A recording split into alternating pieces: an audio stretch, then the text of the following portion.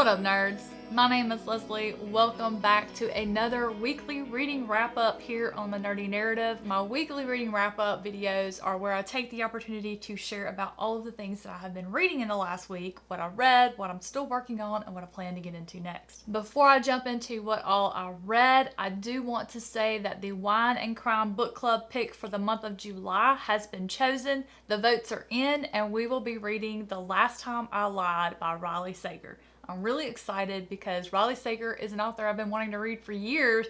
I even have some of his books on my shelves, but I still haven't read them yet. So I'm excited to read him for the first time with a group. If you're interested, the information to my Discord is listed below. We talk about the book as we read it in the Discord channel, and then we have a live show at the end of the month. So if you're interested in joining the read along, or you've read it and you want to see what all of us think as we go along, definitely jump in the Discord and join us down below. Alright, so starting with what I finished. I did finally finish Zora Neale Hurston's The Complete Stories collection, and I say finally finished like I had not already read half the collection before I started it. I didn't realize that there are a lot of stories in here that I have in other collections by her that I'd already read, but there were about 7 or 8 I had not read previously. Anytime Zora's involved, I'm never disappointed. I had a really great time reading those stories. I also finished Stephen King's Skeleton Crew collection. I finished the last story called The Reach. I didn't know Stephen King was capable of writing an actual heartwarming story. I don't know if it's actually supposed to be heartwarming. I found it heartwarming. What happens when I die? And I felt that Stephen King took that question and wrote this story around it, and I just loved it. Absolutely loved it. Is Skeleton Crew a collection I would recommend?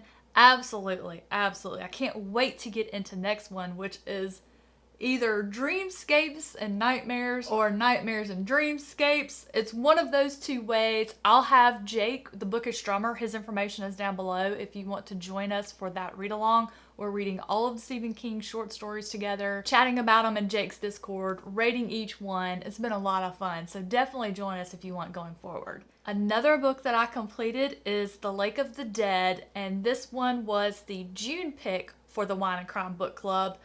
I wasn't a fan.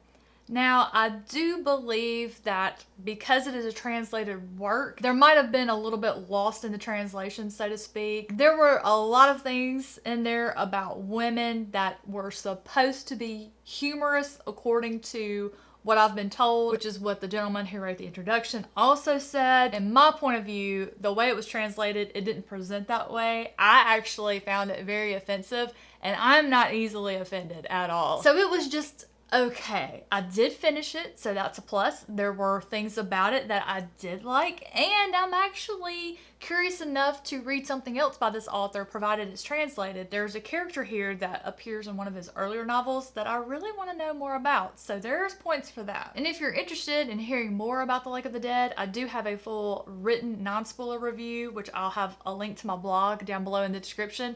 There was also a spoiler-filled conversation with the book club that went up on Saturday, so you can check that out if you read it, if you want to see what the rest of the book club thought. It did provide for a great discussion. I want to say that's the longest live show I've had on a book club book so far. And that was strictly because some of us liked it better than others, and we had a really great discussion about it. So that was actually a lot of fun. The next book that I finished, I checked it out from the library on my Kindle. That was An Alchemy of Mask and Mirrors by Curtis Craddock. Why isn't anyone on BookTube talking about this author, this book, this series? I absolutely loved it. And this is the one, if you'll remember last week, I read chapter 1 and I thought I was going to hate it, but by the end of chapter 1, I was all in. That never changed. I was obsessed with this book. I almost wonder if part of the reason why The Lake of the Dead didn't hit for me is because I just wanted to read An Alchemy of Mask and Mirrors. I only wanted to read that book.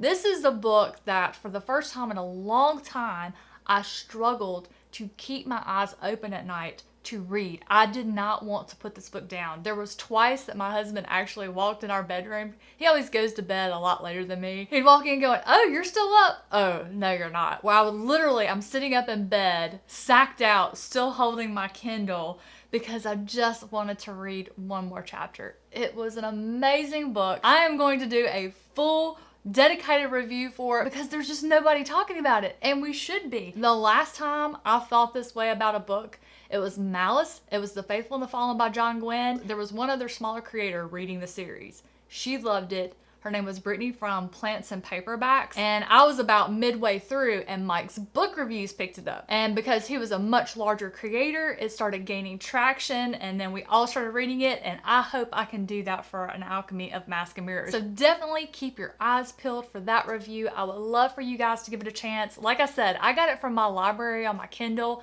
I just could not put it down. It was so wonderful, so wonderful. Just imagine a fantasy story that involves airships, alchemy, magic, a musketeer. And in this world, the different bloodlines of the nobles carried certain types of sorcery. There's one family who has what is called a blood shadow.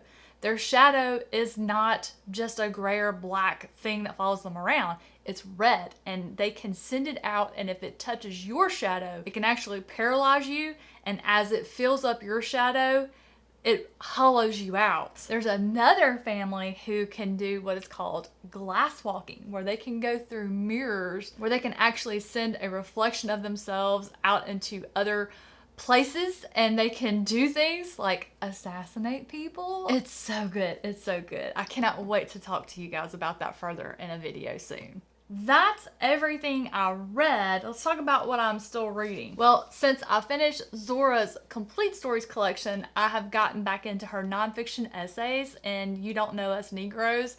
Guys, there are 2 essays that I read this past week where she reviewed someone else's work, and she really let those authors have it. She called them out on the fact that they did not bother to do any history. They did not even define what it was they were writing about. She was a very harsh critic, but of course this was her life, this was her culture, this was her job. You know, she was a very famous anthropologist. She knew what she was about, she knew what to look for. They didn't provide it, and she let them know it. I loved it. I've really been enjoying this collection. I have learned so much. I can't wait to read more by her and just apply all of the knowledge she's given me and taught me in these essays. Next, I started The Empire of Gold by S.A. Chakraborty, the 3rd book in the Devabod trilogy. I read more than 100 pages. I read 108 pages just yesterday. I am so glad to be back in this world. This one has the potential to be my favorite. We'll have to wait and see if she gives me what I want. There is something I want between these 2 particular characters. I have literally been wanting it since the 1st book. I think I'm gonna get it. I just feel like I'm gonna get it. There's a lot of time left where things can happen or not happen. I'm very excited to see if I'm going to get what I want. Please, S.A. Chakraborty, give me what I want. One thing I'm also excited about, so I was late to the game on this series. This trilogy's been out for a while. As a result, she has recently released a book of short stories from the Devabod world, so I'll actually get to read those on the coattails of finishing The Empire of Gold. I'm so excited. That's all that I'm currently working on reading. Now, my next novel that I want to read is going to be Eve of Snows by L. James Rice. This one I pulled from my stack that I'll be judging for SPFBO, and I'm very excited to read this one. In this world, there had once been gods, but they were banished. The world was broken. There was this occurrence called the Great Forgetting, where all of the people forgot that these gods ever existed. Except something's happening. And I believe this entire book takes place over 17 days. There's something about a prophecy. There's this religious group that all of the stars are going to align on this one particular day, and they're hoping to bring the gods back into this world. But there's other priestesses and warriors who are trying to stop it, but I don't think they're aware of what exactly is going on that they're up against just yet. I'm excited to see where that one's gonna go. I believe it is part of a series. I want to say it's something called The Sundering of the Gods. That sounds right. So I'm excited to get to read another SPFBO pick, probably between finishing this chunker that is The Empire of Gold and working on Eve of Snows. I don't think I'll have time to fit something else in before I check in with you guys next week. So with that, I will leave you. That is everything I read, what I'm still working on, what I'm looking forward to starting next. Guys, we are here at the start of another wonderful month of reading. For a lot of bookworms, that means starting a new TBR. What is on your TBR that you are most excited about reading this month? And what do you do for the ones you're most excited of, you're highly anticipated? Do you start that one first, or do you save it for the end so you wrap up your month with a good ending? Let me know in the comments down below, along with the title you're looking forward to reading most this month. Guys, thank you so much for being here today to listen to me ramble about the books that I'm reading. Hope you had a great month of reading this June. I hope you're looking forward to some amazing reads for July, and I will see you in the next one.